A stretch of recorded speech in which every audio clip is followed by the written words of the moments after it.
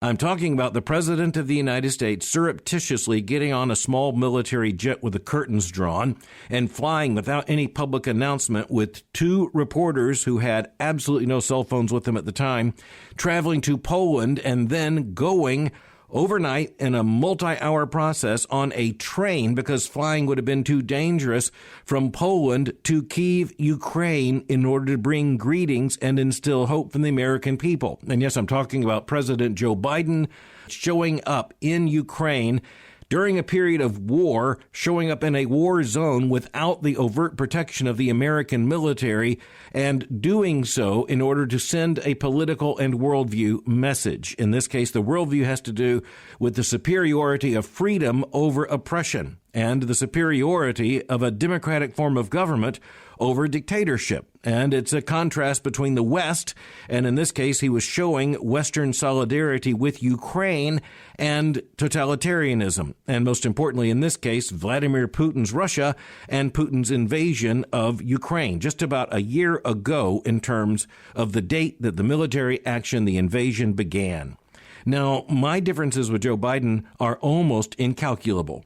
My criticism of Joe Biden is absolutely on the record.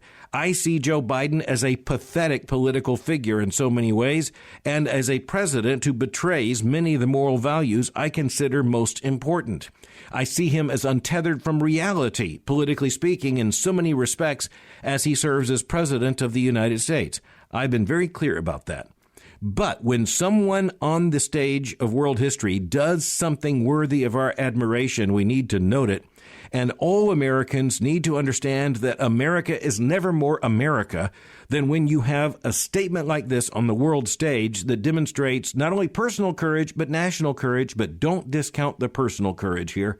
And when you have someone literally going to plant the flag, the American flag, on the side of liberty in a contested war zone. And just as an historical reference, the last time that an American president has entered what was defined as an active war zone without overt American military superiority and protection was Abraham Lincoln visiting the battlefront during the Civil War. Let's just say that was a while ago. An occurrence like this just should cause Christians to step back and realize we're not just talking about a political contest of worldviews and ideas inside the United States. We're talking about a great conflict of worldviews on the world stage. The world stage, even more complicated than our domestic national stage. So when you're talking about American politics, well, I think most evangelical Christians have a very clear idea of what's going on. But when it comes to world politics, well, in this sense, when you had Joe Biden show up in Kyiv, he wasn't representing the Democratic Party. He wasn't just representing the American government. He was representing America. And that's what many Americans sometimes fail to understand. The American president making a trip like this under these conditions was showing up, in a sense, as America and standing for American values and American courage and for an American witness to the superiority of freedom over oppression. Now, this isn't an uncomplicated picture. It's not uncomplicated when it comes to Kyiv. It's not uncomplicated when it comes to widespread corruption in the Ukrainian government. It's not uncomplicated when it comes to Ukraine emulating many times so many of the worst aspects of Western societies when it comes to moral progressivism. You don't dismiss any of that. But we do need to recognize that particularly in the crucible of war, some issues are just immediately clarified.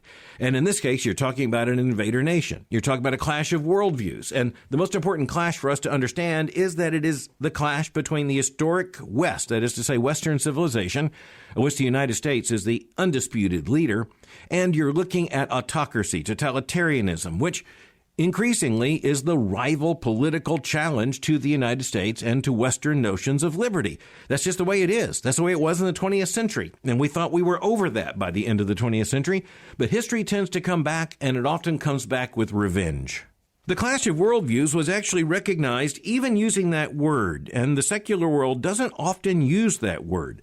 But it showed up in yesterday's front page of the New York Times. The headline for Biden, Night of Risks on Way to Besieged Kyiv. The subhead, President and Putin, Two Worldviews. Now, that's absolutely right, but it's even more right that there's a fundamental clash of worldviews that is not only between, say, totalitarianism when it comes to Putin and when it comes to liberty, when it comes to Western civilization. It's more complicated than that. And American choices right now, even policy determinations, are more complicated than that. It is not the case that the vast majority of Americans are determined to stand with Joe Biden in terms of specific policies when it comes to Ukraine. Indeed, at the present, it is clear that you have rising concerns about some of the pledges made to Ukraine and some of the boasts and the claims made by Ukraine, some of the goals that have been indicated by the Ukrainian president, Volodymyr Zelensky. The reality is that there are huge policy debates to come. But what shouldn't be up for debate, what in the West must never be up for debate, is whether or not a Western form of constitutional democracy, a constitutional republic of some form, is infinitely superior to a form of totalitarianism that celebrates human oppression and raises it to a level of ideology that can only be described as religious. One of the other things we need to recognize is that a part of America's power around the world is the power of worldview that sometimes just shows up in something that is defined even as emotional when it comes to some form of encouragement. The presence of an American president under conditions of war in Kyiv, taking sides in this battle, which is not only military but ideological. This gave great courage to many Ukrainians. One Ukrainian, Serhiy Koshman, simply said, quote, "Officially, today was the most pleasant many-hours traffic jam on Kyiv streets in all the history of independence." In other words, the American president caused a traffic jam. It was the greatest, most magnificent traffic jam, he says, in Ukrainian history. Speaking of the picture of the American and Ukrainian presidents together in front of the major cathedral there in Kyiv, he said, quote, "I even cried of happiness for it. It's euphoric, something psychological."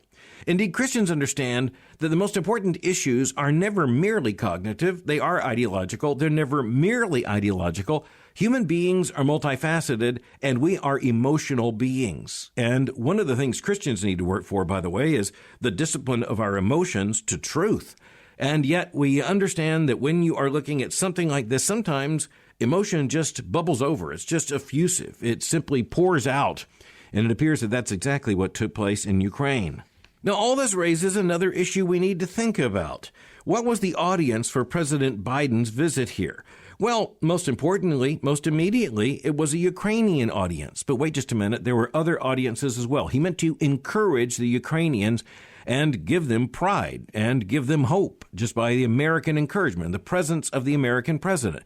But he was also sending a message elsewhere. You might say, most importantly, when it comes to elsewhere, he was sending a message. He was taking a stand over against Vladimir Putin, the Russian president, who's been in power now for roughly 20 years and has simply deepened the talons of his totalitarian reign during that time.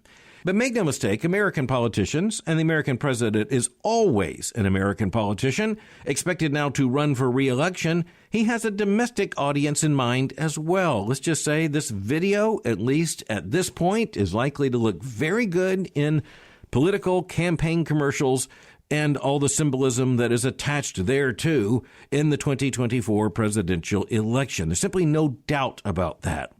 But even as you look at this, you recognize that American presidents must at times do what American presidents must do. And there was no historical inevitability that said Joe Biden had to take this kind of risk and go to Kyiv during the condition of war. There was nothing in American history parallel to an American president flying in the dark across the Atlantic and then driving in a motorcade to a train station to spend hours on a Ukrainian train getting to Kyiv without overt American military support because of the danger of provoking something with Russia. Under those conditions, you just have to say historically this was remarkable. And I don't want this edition of the briefing to go by without recognizing that fact. But then at the same time, we are looking at the one-year anniversary of Russia's invasion of Ukraine, and that leads to other big questions, such as where in the world do we go from here? Ukraine's president continues to say that Ukraine will never stop fighting until there is absolute victory and Russia is kicked out of all Ukrainian territory. And by that, he means not only the Donbass in terms of the Ukrainian landmass, he also means Crimea, the Crimean Peninsula that had belonged to Ukraine and yet was invaded by Russia several years ago and taken by force. He's saying that now, for this war to come to an end, Ukraine must be made whole. It must gain all the territory that the Russians have threatened or invaded and now occupied. But to state the matter clearly, that is not likely to happen. And even as Russia has been humiliated by its incompetence in this war, the fact is Russia is still Russia and Ukraine is still Ukraine, and it just becomes incredibly unlikely in military terms that all of that territory is somehow going to be regained by military force. And that's even with all the billions, indeed trillions of money that has been pouring into Ukraine in order to fight this war. And it also has to do with the fact that so much military equipment and technology is being given to Ukraine. But there's another aspect to this, and it's the worldview dimension in looking at this kind of huge question in foreign policy. One of the most helpful aspects of this was offered by Gerard Baker, writing in the Free Expression column of the Wall Street Journal yesterday.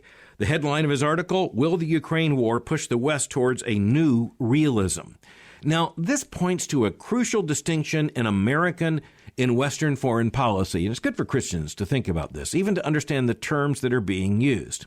The term that's used here is realism, as in American foreign policy and America's view of the world. What would be the alternative to realism? It's not unrealism.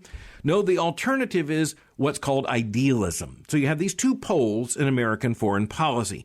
Those who stand for idealism, and they hold to a system of thought that is simply summarized in that word, and those who hold to realism.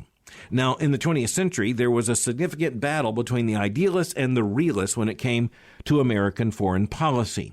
Now, just to say, what's the main difference? Well, the main difference is this. What should be the guiding purpose of America's engagement with the world? How should America view the world? The idealists have argued that the way that America should view the world, the shape of American foreign policy, should be driven by support for, indeed, insistence upon American ideals. And that would include, of course, ideals of liberty and democracy, and particularly of constitutional self-government, of the consent, that is, government by the consent of the people. There are just incredible principles that are involved here, including expectations of non-aggression on the part of nations. That is to say, nations should not go to war with nations. Idealism has often arisen in terms of American foreign policy, seen mostly in retrospect. So, example, you look back to the early 20th century, Woodrow Wilson, the then president of the United States, an idealist to the core. And that idealism was demonstrated in his support for what was called the League of Nations. But that idealism did not have enough political support in the United States for even the United States to join the League of Nations. And the realists were pressing back on the idealists, saying the world is not safe for that kind of utopianism. Realism is an understanding that actually has theological roots, going back to Reinhold Niebuhr, perhaps the most influential mainline Protestant theologian of the 20th century. Reinhold Niebuhr, who, by the way, was no evangelical and who did not hold to Orthodox Christianity, even on major doctrines, Reinhold Niebuhr nonetheless became extremely well known for his moral realism. And what he meant by that is that the one doctrine he just wanted to affirm was the doctrine, socially speaking, of sin. That is to say, of humanity writ large, and the doctrine of sin. Now, he wasn't so keen to talk about sin as an individual reality. That's where the scripture begins. But talking about sin as a major principle in the world, explaining world events, explaining the battle of ideas, explaining oppression around the world, and explaining why idealists in foreign policy were always frustrated and often left the nation vulnerable. Reinhold Niebuhr was the theologian part of this equation, but there were major figures in American foreign policy who also helped to define realism. Figures such as John Foster Dulles, United States Secretary of State, Dean Acheson, George Kennan, just a large number of those who contributed to what was considered a chastened view of the world, especially after 2 world wars, and the realization that the United States was locked in a conflict of worldviews and a battle for world power with totalitarian states, and most importantly, with world communism. It was a sobering reminder of the fact that the world is simply not a safe place. That's a part of realism. And Gerard Baker gets right to the point when he gives President Biden credit for what he calls an impressive display of support in Kyiv for Ukraine and President Volodymyr Zelensky. But he then asked the key question. He says there are at least 4 audiences to which he should be delivering critical messages this week, and the big question is, did President Biden recognize this, and did he send the right signals? The first audience, Will Baker says, that's Ukraine itself. Quote, promises of support for a nation's struggle are proper, but privately the president needs to convey some of that hard-headed realism he claims he's brought to more than a half-century of foreign policy debates. Baker goes on, quote, Ukraine has every right to defend its territory, but it doesn't have a right to American money and material to prosecute a conflict without end. Again, one part of realism is understanding that some kind of balance, some kind of moral equation has to be made. How much is going to be invested in this war? How many lives will be put at risk, or how many lives lost? How much of an entire culture will be destroyed? What is that worth? And that's complicated by the fact that on the ground, some of the people, indeed thousands of the people in the territory Russia has gained by an illegal and immoral invasion, they do speak Russian, and at least some of them consider themselves Russians. And so that is a complicated situation. That doesn't justify anything Vladimir Putin has done. It just does, in a fallen world, complicate how to put this puzzle back together again and figuring out some of the moral calculus of what a war is worth for how long. Baker says the second audience that realism should address is Moscow. And as he writes, quote, despite Vladimir Putin's fever dreams, the Russian Empire is like other European empires over the past 2 centuries in terminal retreat. Its disastrous campaign in Ukraine, he writes, far from reversing that retreat, has accelerated it. The idea, he says, that he'll use, that is, Putin will use Ukraine to launch a war on the rest of Europe is ludicrous, and he is no fool, end quote. Well, I'm not sure I agree with those last few words, because only time will tell if Vladimir Putin is that foolish. We can't actually count on the fact that he is not, and that's also a principle of realism. He says the third audience for Biden's realism should be European allies. Quote, expect self-congratulatory backslapping about how magnificently the alliance has performed in the past year, but some realism here is also essential. It isn't the alliance that can claim credit, it's the U.S. He goes on to say, I don't demean the contribution that the Europeans have made, but it is the American government and people that have, for the umpteenth time in a little over a century, stepped up to save a far-flung European country from the predations of another continental power. I think Baker is exactly right when he writes this, quote, does anyone think for a second that if the U.S. had washed its hands of Ukraine a year ago, the other NATO members would have leapt to defend it? He goes on to say Germans would now be clinking champagne glasses in the Kremlin in celebration of some new pipeline deal, end quote. And about that, Gerard Baker is absolutely right. That, again, is one of the insights of realism. And Baker says that President Biden should send this message to our allies. Quote, Mr. Biden's message should be blunt. Get real about the Hobbesian world we inhabit and decide whose side you are on in the strategic contest between the U.S. and China. Or the next time some megalomaniac comes nibbling at your territory, it won't be American dollars that save you, end quote. But then Baker goes on to say, and I think he's right in this, that the other audience that counts here is the audience of the American people. Baker writes, quote, the president needs to explain urgently to his fellow citizens how exactly the arms and money spigot for Ukraine isn't draining the country's military capabilities and its reservoir of strategic capacity for the long twilight struggle with China. And that gets back to another issue in the conflict between idealism and realism in American foreign policy. Now, let's be clear. We don't want a foreign policy without ideals. That would not be a Western. It wouldn't be an American foreign policy. But those ideals have to be understood and affirmed within a context of seeing the world for what it really is. And what it really is a dangerous place in which there is a constant clash of worldviews. And you also have in a sinful world countries, not just individuals, but countries that will take advantage and will oppress and will invade and will conquer if they are given the opportunity. It won't serve the truth and it won't serve morality to present the situation in Ukraine as absolutely clear-cut and uncomplicated. Ukraine is itself a society about which American conservatives would have a lot of legitimate concern. But here's where we understand you can't even have an honest conversation in Putin's Russia. When it comes to Ukraine, that's exactly what we need to have. A lot of honest conversations that are consistent with American moral principles. But next, as we are thinking about the battle of worldviews, we are looking at a United States presidential campaign season just beginning to fire up. And predictably, you've got speculation about so many people on both sides of the divide, by the way. It's different on the Democratic side.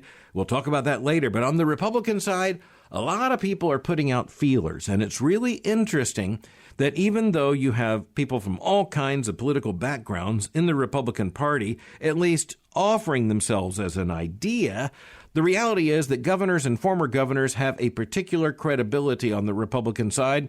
And so it's not a surprise that a lot of governors are on what people present as a list of prospective contenders for the 2024 Republican presidential nomination.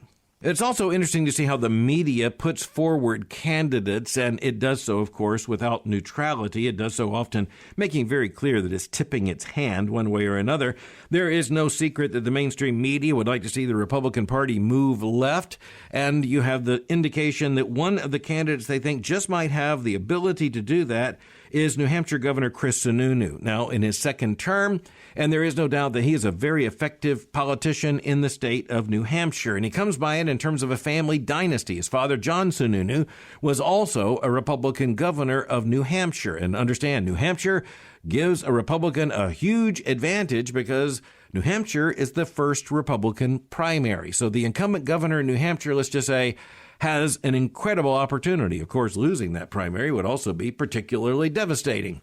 But you have Chris Sununu, who's popular enough that at least in New Hampshire, he is likely to be seen as a favorite son. Why am I bringing him up today? It is because it's important to recognize that when the media presents its preferred Republican, it is not going to be a very conservative Republican. And in this case, with Chris Sununu, even though he might be considered on the conservative side of the ledger on some fiscal issues, when it comes to moral issues and some of the headline issues of the day, let's just say not so much. For example, he defines himself as pro-choice on the issue of abortion. He did sign a ban on abortion after 24 weeks, but he does not want abortion to be a contested political issue, and he does not want to see the elimination of all abortion, and thus he defines himself as basically, as his default position, pro-choice. We're not putting that on him. He has chosen that label for himself. I'll just state, I find it implausible, given the shape of the Republican electorate, that someone who is self-identified as pro-choice has much of a chance. At least I have to hope that is the case. But there's a second part of the New York Times consideration of Chris Sununu that deserves some attention.